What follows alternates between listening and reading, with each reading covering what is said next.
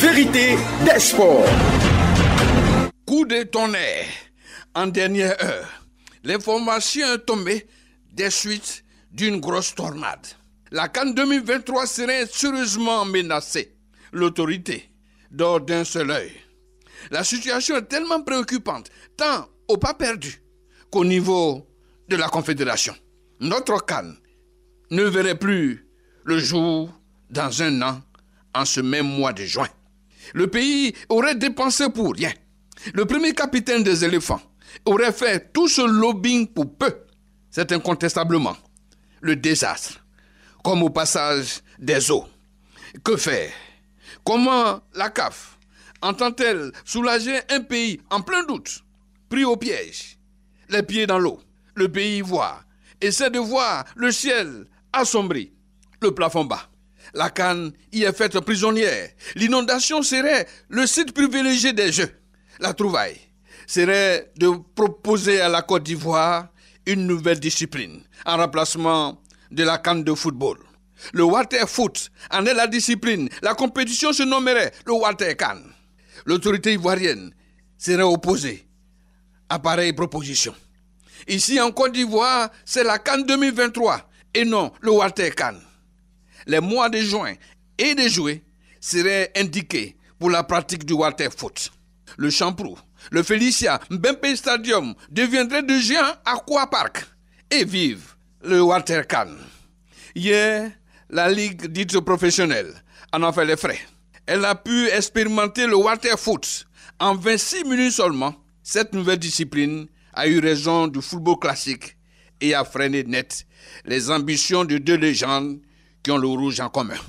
Le cocktail a été donc remis au premier chant du coq le lendemain. Et rien n'y fit.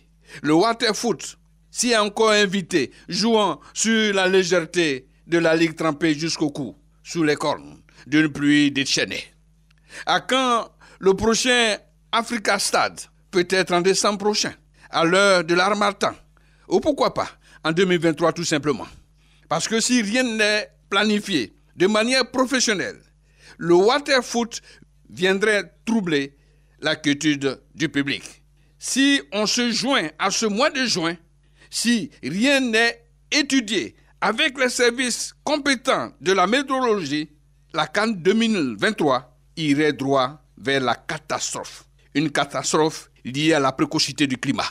Et céderait le terrain à l'aquapark, au water foot, pour un water CAN jamais organisé auparavant en Afrique. Voilà la vérité. VDS, en son 1408e numéro, on est sur Radio Côte d'Ivoire, première sur l'info et le sport. Même sous la pluie, elle émet encore. Quelle sacrée radio. Je suis Rachingue Sankwasi. Vérité des sports. Même sous la pluie, le Denguélé de Dionné accède en Ligue 1 cet après-midi suite à son succès face à l'Espérance de Bouaké 2-0. Le Denguélé se voit propulsé parmi l'élite après 4 années passées en Ligue 2. Bravo messieurs, bravo au président Kouné Aboulaye. Pour gagner la CAN 2023, la Côte d'Ivoire devra se frotter au plus grand, affronter des adversaires redoutables, le plus à craindre, la Team Pluie. Aucune autre équipe sur terre ne l'a vaincu. La Team Pluie, l'adversaire le plus coriace des rendez-vous, selon des prévisions, la pluie serait vincible en août, septembre, octobre, voire décembre. Sous la pluie, messieurs, nous allons faire le débat. Avertissement sans frais, hier, payable après ce double report de Africa Stade. La pluie en est la cause. Y a-t-il lieu de s'en inquiéter? Oui, j'anticipe sur mes consultants. Mouroubane, bonsoir. Bonsoir, Rachingue Sankwasi. Aurien en difficulté, on connaît la situation, bloquée quelque part. On va faire avec. S'il arrive, il prendra le train en marche. Noël Yapo, bonsoir. Bonsoir, Rach. Lui, il est bloqué à Abidjan pour cause de pluie. Avez-vous des nouvelles d'Azopé? Il pleut là-bas chez le Premier ministre? Oui, il a plu également hier à Azopé. Aujourd'hui, ce matin, il a plu un peu, mais je pense que depuis la journée, ça s'est calmé. Mais avec quand même des menaces de reprendre certainement cette nuit. Technique Famille André, réalisation Inoussa. Bienvenue sur les antennes de Radio Côte d'Ivoire, votre radio. Vérité des sports. Monsieur, le double report de ce Africa Stade pour cause de pluie, on le disait, tombé dru sur le Champrou hier. Même aujourd'hui, n'est-ce pas là l'annonce, le signal que le mois de juin, et même de juillet, serait un calvaire pour tous nos invités à la CAN 2023 en Côte d'Ivoire. Noël Yapo d'abord. Oui, Rach, quand on voit ce qui s'est passé hier, effectivement, ça peut être un véritable obstacle à cette CAN. Parce que vraiment, la pluie qui est tombée hier a démontré que la CAN risque effectivement d'être difficile. Sauf que, avec les nouvelles infrastructures qui sont mises en place, j'espère qu'il y a tout un système de drainage des eaux qui va être prévu. Parce que ce qu'on a vu hier au Centre Champrou, c'est que le système de drainage n'avait pas de possibilité de marcher. Et donc, ça a été un drainage humain, il n'y a même pas ce système. Et donc, quasiment, la pelouse était impraticable, surtout que c'est une pelouse synthétique.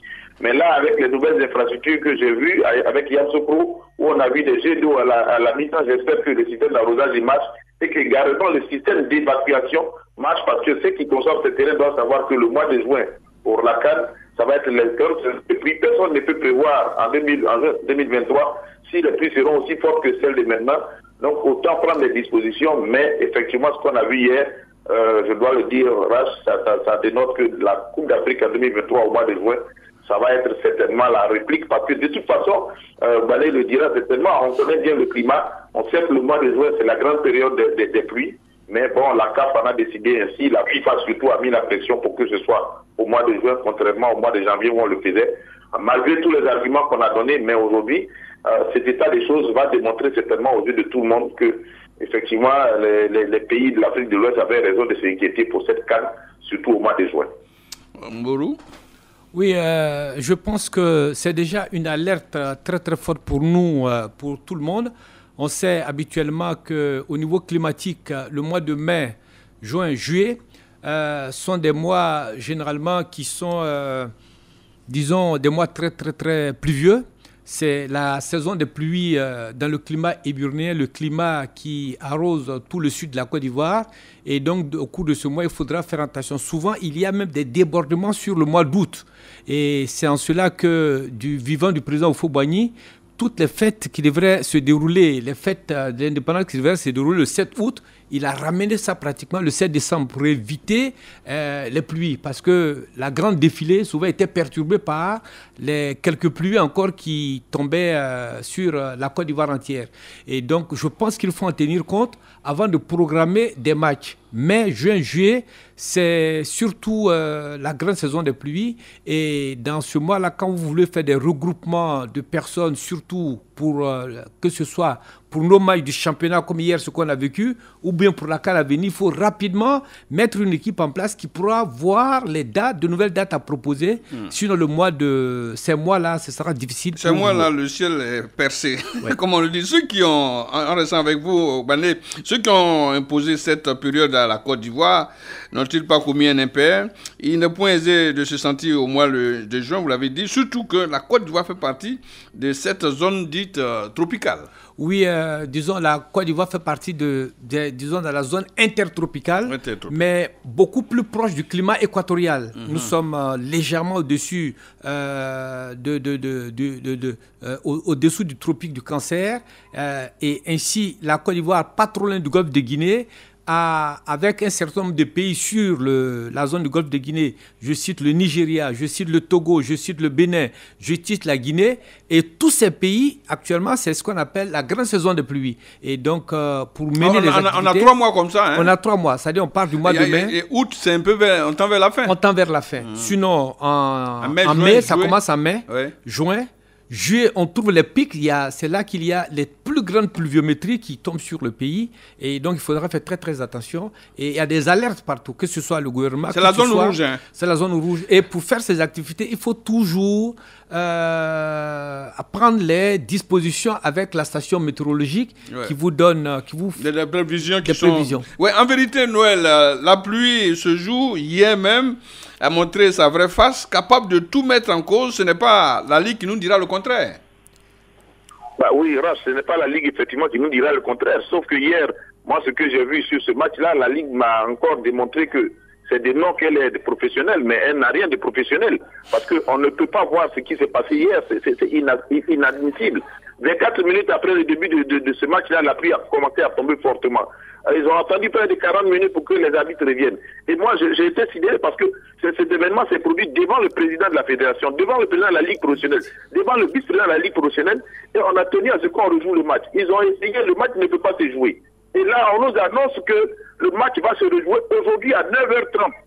Et hier à aujourd'hui à 9h30, mais même ça, une ligue professionnelle aurait dû quand même prendre attache avec la météo, voir ce qui se passe. Quand on a reprogrammé le match aujourd'hui à 9h30, on va nous dire c'est le règlement. Mais quel est le règlement? 9h30 aujourd'hui, les joueurs sont arrivés pratiquement à 7h. Moi, j'étais en contact avec pratiquement des dirigeants là-bas. Mais de 7h jusqu'à 11h pour annoncer que le match ne peut pas se jouer.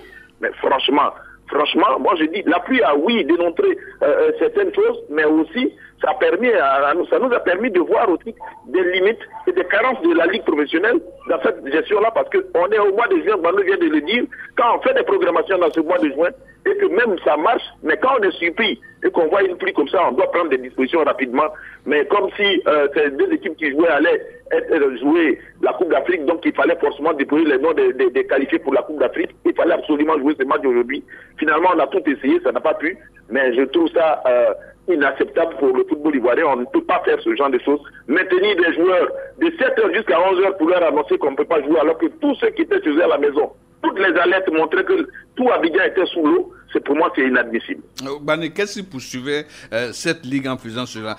Un peu de respect pour l'éthique et surtout pour ces deux grands quand même de notre football. C'est pas parce que le Stade de l'Afrique sont en Ligue 2 qu'on doit malmener, maltraiter les joueurs de la sorte. Oui, ils n'auraient pas fait ça pour la SEC. Non, ils ne pourront pas le faire. Pourquoi? Qu'est-ce qui précipitait? Qu'est-ce qui poursuivait la Ligue? Je pense qu'ils ont minimisé un tant soit peu la popularité de ces deux équipes. Malgré le fait que ces deux équipes soient en deuxième division, elles drainent des foules. Il faut dire que tous les anciens que comptent l'Africa et la SEC, que comptent les supporters, ils sont tous sortis. Et à leur remorque, il y avait aussi les supporters des deux autres équipes. Oui, que ce soit de la SEC, que ce soit du Stella, et même des nostalgiques, qui voulaient voir quand même qu'était devenu l'Africa et la SEC. Oui, bien sûr. Et donc, l'un mis dans l'autre, vous avez un monde fou qui a pris d'assaut le stade Champrou. Nous nous sommes posé la question de savoir pourquoi ce match n'a même pas été programmé à Yamoussoukro pour voir un peu et pour jauger de la capacité des supporters ivoiriens quand il y a un derby de pouvoir remplir ce stade-là. On aurait pu délocaliser.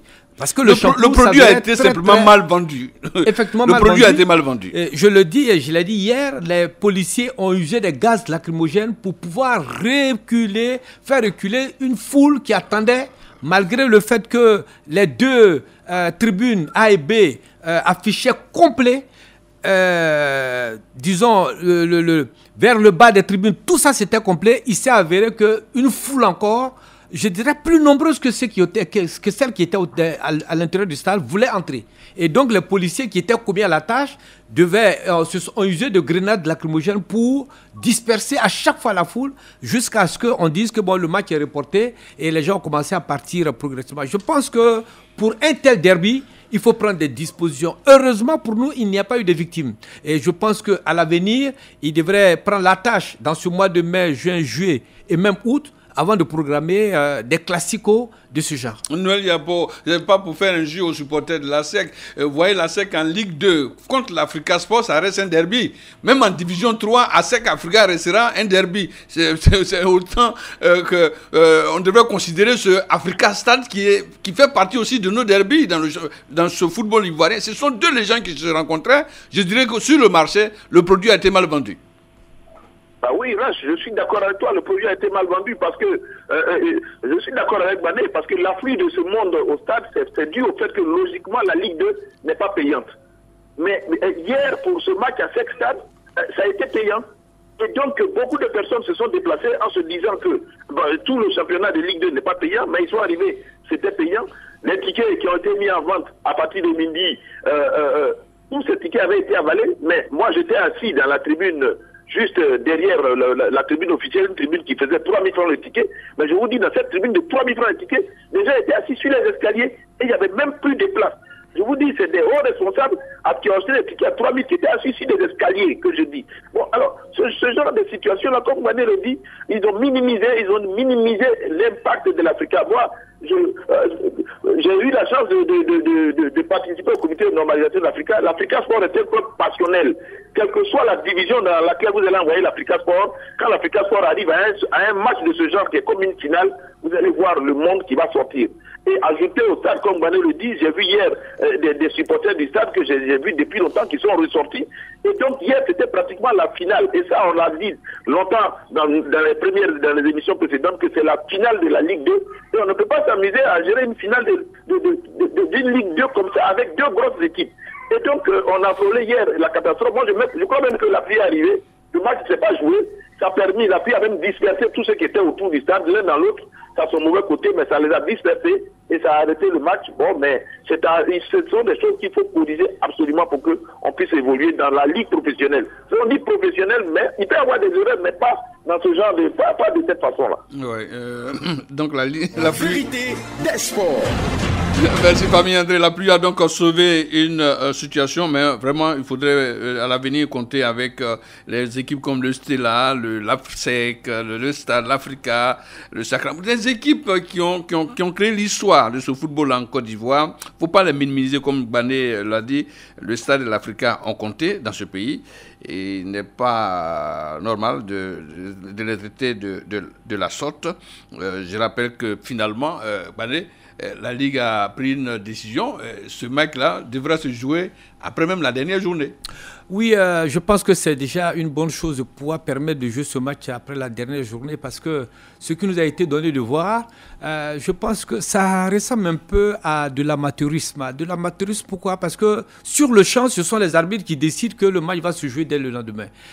Ils ont pris cette décision de concert avec les deux capitaines, avec les commissaires. Le report, qu'on appelle le statut le dit, à l'article 23, effectivement, on peut reporter. Mais est-ce que dans ce report-là, il est fixé une heure précise pour dire, bon, écoutez, quand on reporte pareil match, c'est au premier champ du corps qu'on le met. Pourquoi? On ne peut pas faire jouer un match à 9 heures. Oui. Noël le disait, ces joueurs sont arrivés au terrain à 7 heures. Donc imaginez-vous que ces joueurs-là seraient levés à 4 heures du matin. À 4 heures du matin. Attends, pour commencer à s'échauffer, à éviter. Non, à venir d'abord au rassemblement, oui, ou bien s'ils sont au vert, ouais, se réveiller à 4 heures pour faire le petit déjeuner. C'est ça. Quitte à quitter maintenant à 6 heures l'hôtel pour. Incroyable, c'est une maltraitance. Au moins, avant de jouer à 9h30, il faut avoir déjeuné, avoir pris son petit déjeuner à 6 heures le matin. 2 heures avant. 2 heures avant. Et faire des séances pour éviter les élongations. Le kinésie, il doit les masser un temps soit peu par-ci par-là. Donc, c'est dire que déjà dès 4 heures, or, à quelle heure ils se sont endormis avec toute la tension qu'il avait autour de ce match. C'est des jeunes qui étaient sous pression maximum. Et il fallait se coucher, trouver le sommeil avant de se réveiller encore à 4 heures. J'avoue que psychologiquement, ils étaient très très fatigués et ces jeunes-là avaient besoin de dormir un peu. Le fait d'avoir reporté, c'est après la dernière journée, je pense que c'est ce que la Ligue avait de mieux à faire, mais je l'avoue que c'est tard, mais c'est quand même bon. Comme l'a dit Noël Yapo, ça nous a évité des drames, humains, et avec ce report, on comprendra qu'il ne faut pas jouer souvent avec la météo.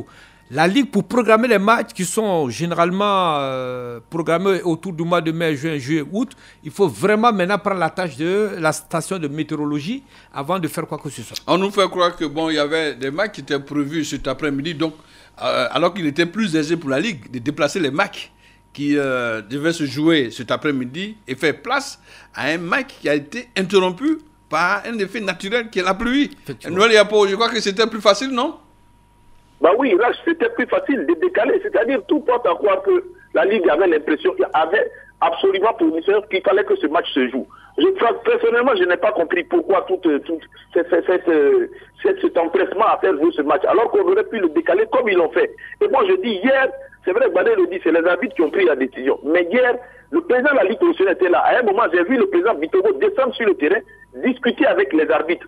Alors, quand le président de la Ligue professionnelle descend pour discuter avec les arbitres dans une telle situation, c'est vrai, il y a le règlement, mais quand même, il y a l'application du règlement, mais il y a la sécurité des joueurs, il y a la sécurité de tous ceux. Vous voyez des équipes qui sont allées jouer un match qui, logiquement, après, les joueurs devaient rentrer chez eux. Hier, dans le cas de l'Africa Soir, ils ont dû faire des frais supplémentaires, mettre les joueurs au vert, de trouver un hôtel, mais tout ce temps-là pour le trouver, et ça a créé beaucoup de pression sur les enfants. Donc, on pouvait même mettre ce match l'après-midi, mais on a annoncé à 9h30. Attends, c'est avec l'accord de qui le speaker du stade a annoncé comme ça à 9h30. En annonçant à 9h30, il avait pris attache avec telle météo. Avec tout ce que nous tous on a vu hier comme pluie, personne ne pouvait imaginer que le matin à 9h30, d'ailleurs, même s'il n'y avait pas eu la pluie à 9h30, ça veut dire quoi? Que toute la pelouse serait propre, nettoyée, vidée de son eau, parce que c'est du plastique qui est sur cette pelouse. C'est du synthétique. Donc il fallait forcément enlever l'eau. Donc bon, franchement... Ce matin même à 5 heures déjà, la pluie était là. C'est quelque chose qui n'est pas encore professionnel. Oui, ce matin à 5 heures déjà, la pluie a dit à la Ligue, attention, moi je suis encore là, donc je viendrai gâcher un peu la fête.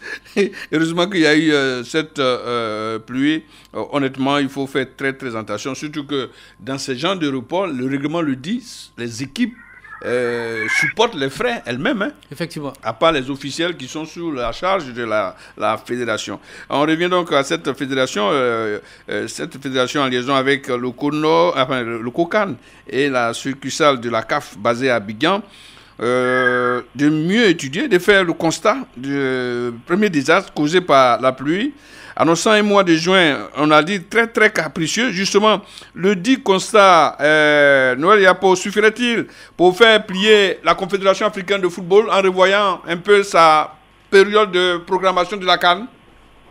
Ben, je pense que c'est une très bonne chose même qu'il y ait un bureau de la CAF basé à Abidjan. Parce qu'on parle de l'aspect terrain, mais aujourd'hui, au regard des dégâts de la pluie, c'est des routes qui sont coupées.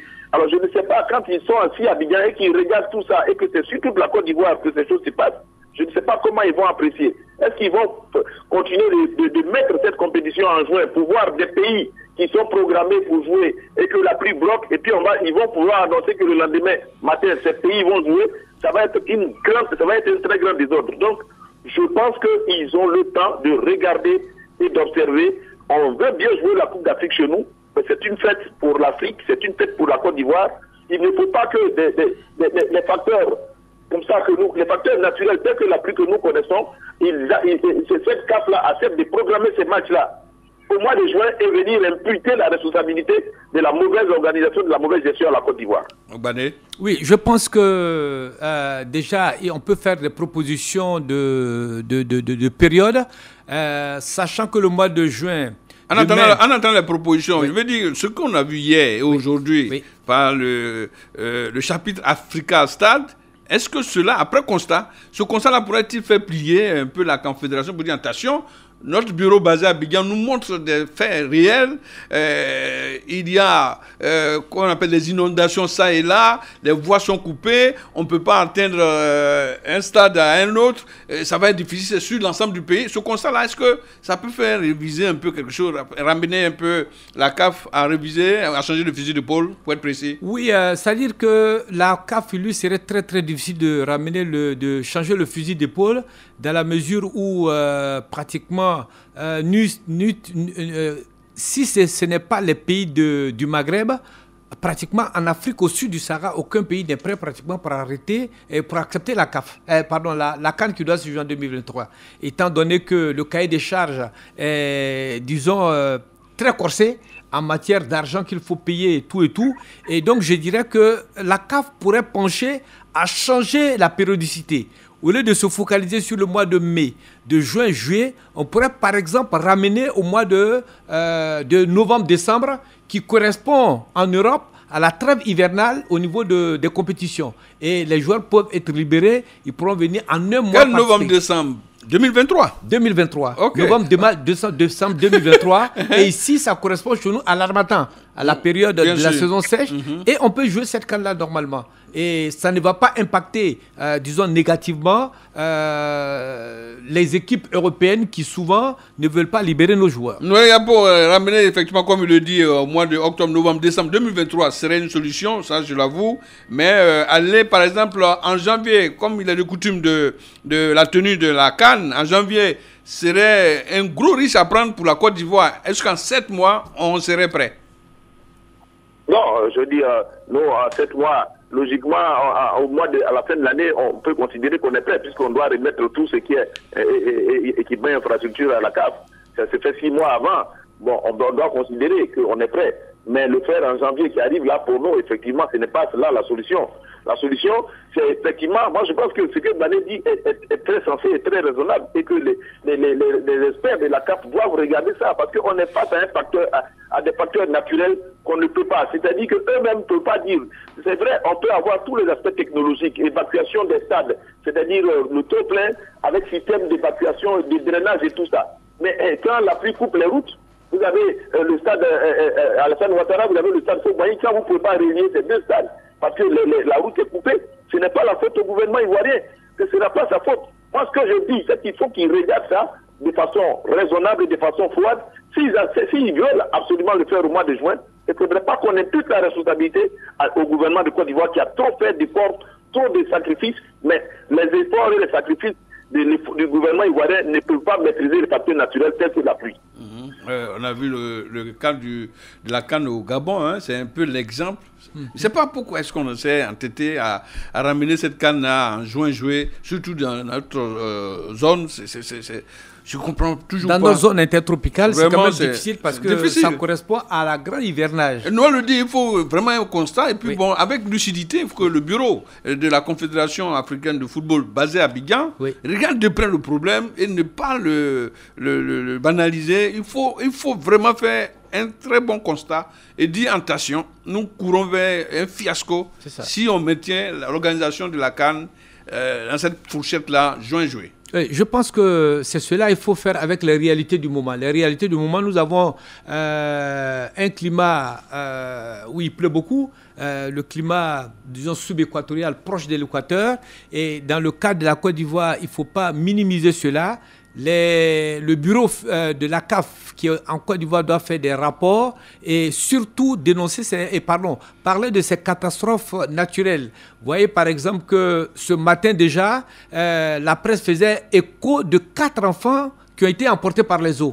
Imaginez si on maintenait la CAN à cette date et que des gens même étaient emportés par leur véhicule, tout et tout, cela poserait un très très grand problème aux différentes familles. Pour les enfants, c'est déchirant. C'est très très déchirant. Donc il faudra quand même voir un peu et puis surtout faire des propositions où la Côte d'Ivoire pourra tenir cette CAN normalement. Et je ne vous le dis pas, beaucoup de travailleurs ont préféré rester chez eux à la maison pour ne pas être pris par le flot des eaux. Et on ne sait jamais. Vous voyez, il y a les inondations de part et d'autre. Et la force de l'eau est telle que il n'y a pas un objet, même une voiture ne peut pas résister à la force de l'eau. La voiture est souvent emportée dans des zones où les bassins se sont totalement affaissés.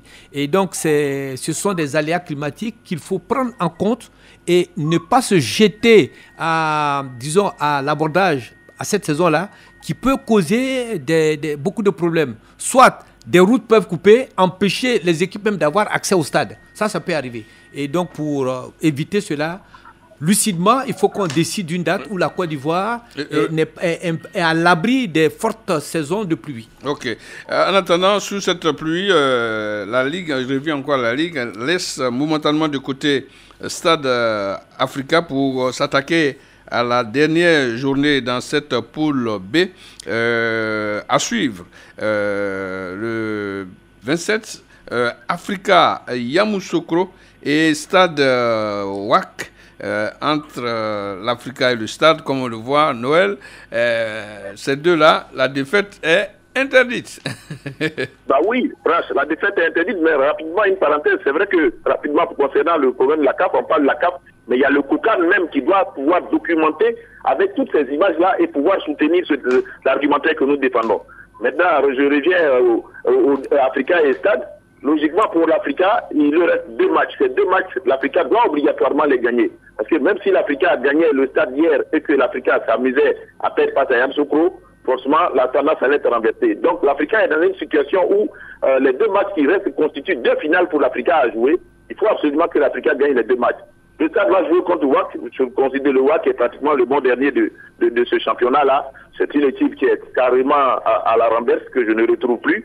On va dire que le Stade est dans une situation un peu plus aisée, plus facile que l'Africa. C'est vrai que le football a des incertitudes, mais pour l'Africa, les données ne changent pas. Même s'ils avaient gagné hier le match contre Yamoussoukro, surtout que Yamoussoukro a gagné ce match hier et que Yamoussoukro s'est rapproché, l'Africa se devait obligatoirement de gagner ces 2 matchs-là pour pouvoir retrouver la Ligue 1. C'est l'Africa qui est donc en difficulté. Il parlait tout à l'heure de Koukan qui devait faire tout pour remonter l'information. Avez-vous des nouvelles de ce Koukan-là, de François Amicha? Oui, j'ai quand même quelques nouvelles du Koukan, surtout au niveau de la commission d'organisation des matchs, où nous sommes quand même... Le Koukan fonctionne? Le Koukan fonctionne. Il fonctionne et je dirais que les commissions travaillent. Ah bon? Mais c'est à l'image de l'argent, comme le président Alassane Ouattara l'a dit. L'argent travaille doucement, mais au silence. Ah non, je pensais que le Koukan manquait visiblement d'argent, quoi. Non, pas visiblement d'argent. Le CAN plat quand même à un an de la CAN, le Koukan ne communique pas beaucoup, mais j'ose espérer qu'ils vont fournir un travail à même de dire que la Côte d'Ivoire a bien organisé cette CAN-là. Parce que le ministère est plus présent que le Koukan. Hein? Ben oui, le ministère fait beaucoup de l'ombre au Koukan quand même. Noël, avez-vous des nouvelles du Koukan? Je n'en ai pas trop, mais je me fie à ce que Bané dit. Effectivement, ils travaillent. Moi, je leur demande dans cette période de pluie de documenter tout ça pour que demain, l'organisation de la CAN qui leur est imputée, tous les ratés dus aux facteurs naturels que sont la pluie ne leur soient pas imputables. Il faut qu'ils documentent, il faut qu'ils défendent ça. Ils sont dans la même Côte d'Ivoire que nous tous, ils vivent les mêmes réalités, ils voient qu'une CAN en juin 2023, dans les conditions de pluie que nous vivons actuellement, cela risque d'être difficile. Ils sont les premiers à organiser, donc logiquement. Et je crois que là, ils ont matière à travailler. Ils travaillent, comme Bané l'a dit, doucement comme l'argent. Ils ne font pas de bruit, mais on espère, on les attend tous. Moi, j'attends qu'ils fassent du bruit, parce que ils sont portés disparus. Hein. Sous la pluie, je vois mal la Micha se faire mouiller. Mais qui se montre? On ne le voit pas. Le Koukan, c'est la vitrine de la CAN. Il faut qu'on, comme vous le dites, si ça communique mal, qu'on communique. Non, je n'ai pas dit qu'ils communiquent mal. J'ai dit qu'il y a une absence de communication. Ils n'osent pas dire tout ce qu'ils font. S'il y a absence de communication, ça, ils ne communiquent pas. Ok, d'accord. Maintenant, nous avons certaines entrées qui nous permettent de dire qu'ils se réunissent, ils ont des bureaux, les différentes commissions, et ils rendent compte. Le ministre Amicha chapeaute tous les travaux. Et on a même vu souvent dans les rues d'Abidjan des véhicules du Koukan qui... Ça ne suffit pas. Ça ne suffit pas. Voilà. Ok, d'accord. Alors, monsieur, parlons un peu de cet exploit. J'allais dire, Assisa, c'est qui est Assisa. Noël, l'AS Denguélé, 4 ans après, retrouve l'élite, on le disait dans le titre. Vainqueur de Espérance de Bouaké cet après-midi à Tiébissou, 2-0. Voilà le Denguélé parmi les grands de ce championnat de Côte d'Ivoire.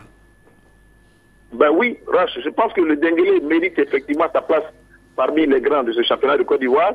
Je félicite le président Kouné Aboulaye qui a très bien fait parce que on en a déjà parlé, les conditions d'augmentation des clubs en Ligue 1, on ne les connaît pas. Lui qui a été soutien d'un candidat à un moment donné, Dieu merci pour lui, il s'est qualifié, il est aujourd'hui en Ligue 1, donc il évite tout ce qui peut se passer comme tracas. Mais je dis, l'arrivée du Denguélé, logiquement, doit nous amener à avoir un championnat en Ligue 1 au niveau national.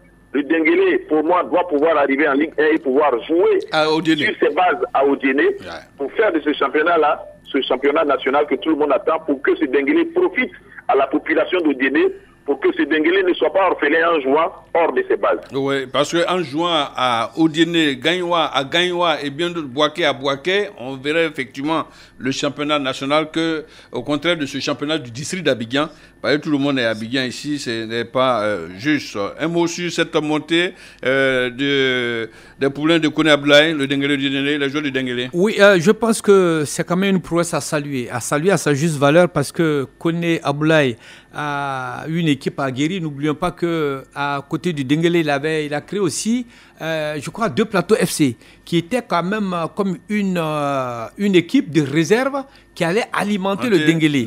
Et les joueurs qui n'arrivaient pas à bien se retrouver au Denguélé étaient reversés dans 2 plateaux FC. Ce monsieur est vraiment passionné. Donc c'est un passionné qui, dans sa poule, la poule A, il y avait au moins 5 équipes qui avaient déjà flirté avec la Ligue 1. Ouais. Vous avez par exemple le CW Sport, vous avez l'Astanda, le CE Boiflé, la JCAT, l'Espérance sportive de Bafing et puis Boaké. Et donc c'est dire que c'était pas du tout gagné parce que les batailles, les matchs étaient très très épiques et gagner ce match. Ce mano à mano à Diaké, Denguélé, à Diaké. Après c'est le Denguélé qui passe devant. Bon, le sprint final. Le sprint final lui est favorable, ouais, avec près de 50 points. Ouais, super. Je pense que c'est tout à fait mérité. Ils ont bourlingué de nombreuses années, de nombreuses saisons en Ligue 2.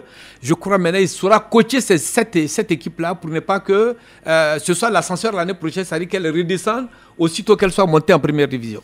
Il ne pleuvait pas au Ghana. Messieurs, pour terminer ce débat, les jeunes Ivoiriens se sont fait laminer, humilier par les Nigériens.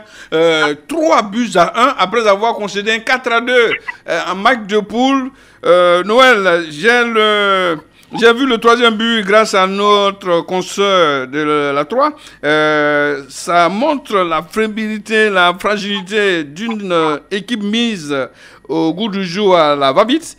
Dans l'improvisation, nous n'avons pas eu de championnat de jeunes. Alors, d'où viennent ces jeunes-là qui osent porter le maillot ivoirien? Vous suivez la rediffusion de Vérité des Sports. Rach, moi j'ai eu la chance de voir, de suivre le match. J'ai vu les trois buts encaissés. La Côte d'Ivoire a marqué le premier but à la première minute pratiquement. Et à la suite, on a encaissé 3 buts qui vraiment sont venus... ces 3 buts qu'on va dire qui montrent qu'on ne travaille pas. On ne travaille pas véritablement. D'où sont venus ces jeunes? Ces jeunes sont venus comme à l'accoutumée des recrutements des uns et des autres, des relations des uns et des autres qu'on a mis à la disposition de l'entraîneur Maxime Guaméné. Je ne sais pas si lui-même il a participé à ça, mais je le dis, le chantier qui attend la nouvelle fédération était très grand chantier. On ne peut pas avoir une équipe de plus 17, c'est-à-dire moins de 17 ans, si on n'a même pas de championnat de jeunes. Mais logiquement, on en a parlé, il faut un cahier de charge. Il faut obliger tous ces 16 clubs qui vont être en Ligue 1 à avoir des cadets, à avoir des juniors. C'est parce que ces clubs-là en Ligue 1, en Ligue professionnelle, Ligue 1, Ligue 2 n'ont pas de cadets, n'ont pas de juniors, qu'il y a une multitude d'académies qui se créent parce qu'il y a des enfants qui veulent jouer. Et donc ces enfants-là sont venus de ces académies sans aucune compétition, sans jouer de match.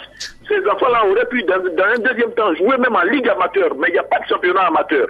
Alors quand on est dans un football comme ça, au lieu que l'argent du contribuable aille être dépensé, on savait tous, on attendait tous, on connaissait tous le résultat, mais on a bluffé, on a fait croire qu'on pouvait, et on est parti. Le Burkina a battu la Côte d'Ivoire 4-2, le Bénin avait déjà battu la Côte d'Ivoire, le Burkina a battu la Côte d'Ivoire, et puis aujourd'hui, le Nigeria que j'ai vu jouer est une équipe qui a quand même du liant, qui a un tonique, qui sent qu'ils ont de la compétition, mais nos jeunes, ils ont de la bonne volonté, je salue leur courage, mais malheureusement l'organisation autour de ces jeunes ne peut pas marcher. Vous imaginez que c'est U17, logiquement, s'il y a une bonne organisation autour d'eux, on doit pouvoir les retrouver dans des compétitions à venir. Mais juste après cette élimination, ils vont disparaître. Ils vont disparaître, à la limite, on dira même que l'élimination a été une bonne chose si on avait été qualifié pour cette Coupe d'Afrique en Algérie, mais ça allait cacher, c'est l'arbre qui allait cacher la forêt. Mais il faut qu'on travaille, parce que les autres nations travaillent, mais nous, on ne travaille pas. Et le travail commence par la base, ça commence par les amateurs, ça commence par les jeunes. Oui, de toute façon, ils vont disparaître parce que c'est le business de ces sélectionneurs-là qui s'en vont prendre 2 ou 3 enfants. Ils sont habillés en orange, blanc, vert, faire souffrir la Côte d'Ivoire et dépenser l'argent du contribuable. Le ministère même sait que au niveau des autres fédérations, si vous n'avez pas un programme, un chronogramme qui montre que vous êtes actif sur le plan national, on ne vous finance pas en international. Pourquoi? Parce que c'est en football, on n'a pas de championnat de jeunes et puis on les finance. Pourquoi? Vous suivez la rediffusion de Vérité des Sports. On est sur la déroute des jeunes Ivoiriens qui n'ont pas de championnat, qui n'ont pas de compétition majeure, mais qui sont toujours en sélection. On nous dit comme ça que Abdallah Chaliou, non? Ouais, qui avait le contrôle de ses enfants, lui qui est parti même aux Jeux Olympiques, flottant même avec les demi-finales, puis éliminé en quart par l'Espagne. Ce garçon a été limogé par le seul vouloir du ministre qui a dit, bon, si c'est lui, il ne finance pas.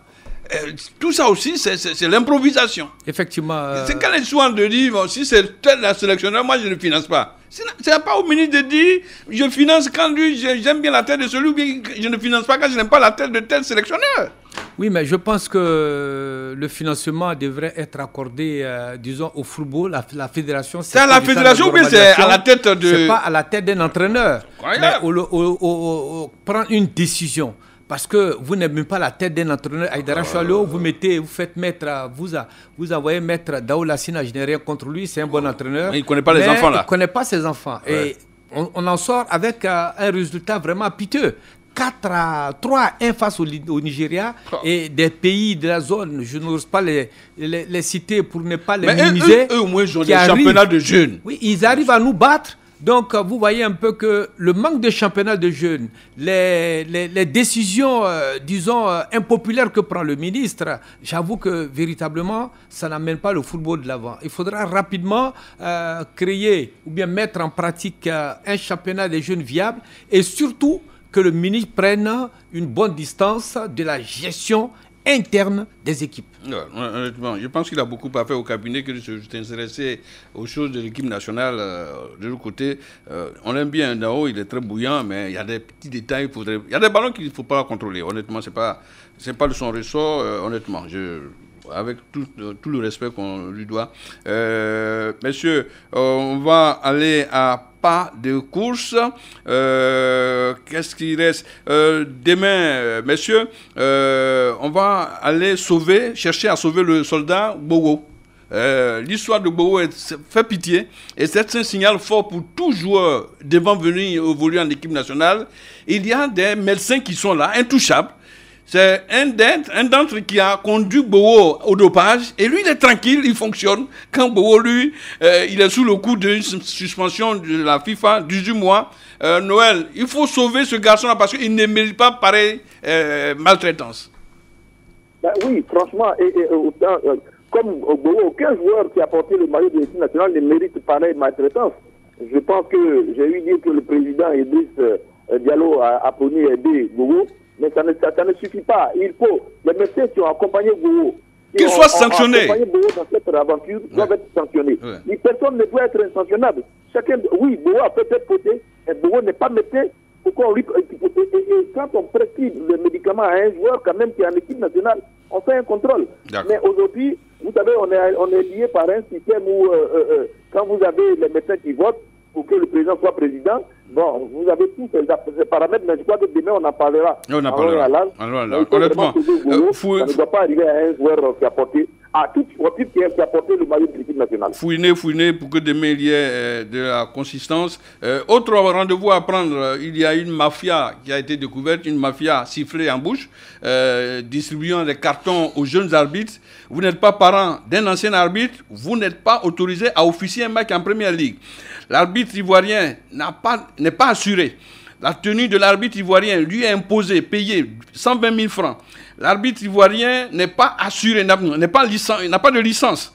L'arbitrage ivoirien, comme on le voit, est dans l'impasse. Grosse mafia. Je dis, on va dépouiller, on va démasquer cette mafia-là. On quitte avec une mauvaise note. La triste nouvelle, c'est notre bouillante amie qui s'en est allée, on le sait, en plein cœur du succès de la consécration de son équipe de cœur, la SEC Mimosa. Ce matin, ce jour, elle a été mise en terre.